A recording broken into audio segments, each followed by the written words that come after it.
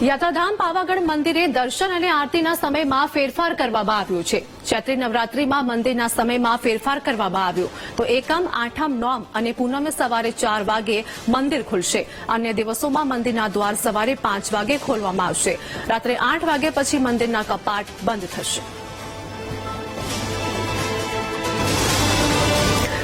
તો ચૈત્રી નવરાત્રીને લઈને હવે મંદિરના સમયમાં ફેરફાર કરવામાં આવ્યો છે। ભક્તોને દર્શનનો લાભ મળે તે માટે વ્યવસ્થા પણ કરવામાં આવી છે। રાત્રે 8 વાગ્યા પછી મંદિરના કપાટ બંધ કરવામાં આવશે।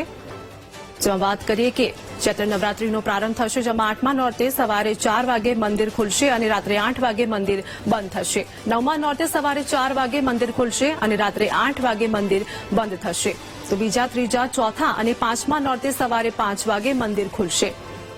જેમાં પ્રથમ નોરતે સવારે 4 વાગે મંદિર ખુલશે અને રાત્રે 8 વાગે મંદિર બંધ થશે।